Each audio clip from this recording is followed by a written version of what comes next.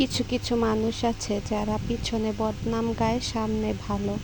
তাদের বলতে ইচ্ছে করে, তোমার অভিনয় হয় না প্রিয়, আর একটু ভালো করে ট্রেনিং দিয়ে আইসো। আসসালামু আলাইকুম, কেমন আছেন সবাই? আশা করছি সবাই ভালো আছেন। তো এখানে সকালের নাস্তা নিয়ে বসছি। ছেলের জন্য সুজি রান্না করছিলাম, খায় নাই। আর এখানে পরোটা কিনে আনা হয়েছিল, চা,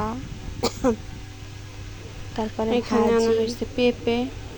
এটা কিন্তু দেশি গাছের পেঁপে, একজনের গাছে হয়েছে।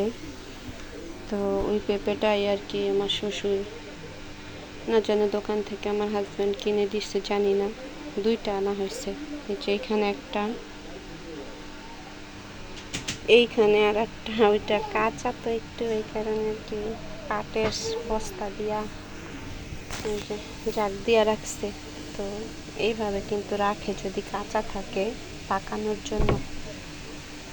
আমিও রাখি কলা, তারপর পেঁপে টেপে এরকম রাখি আর কি।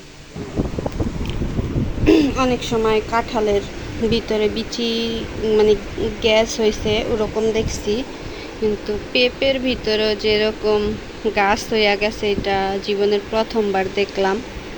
কেউ আগে দেখছেন কিনা জানি না। পেঁপেটা গাছ পাকনা পেঁপে ছিল তো মনে হয়, এই কারণে ভিতরে বৈশাই গাছ হইয়া গেছে। এটা দেখেন, বুঝছেন?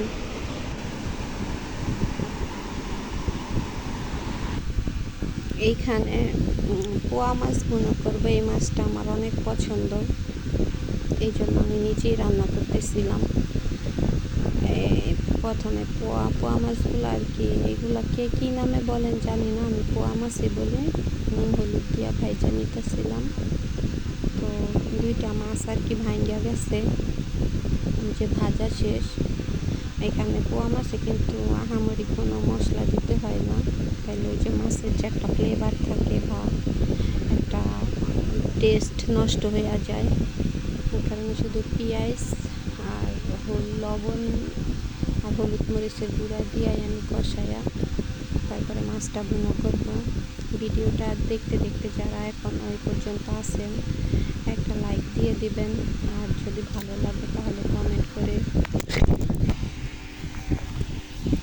জানাতে পারেন যে আমার ভিডিও কেমন লাগে।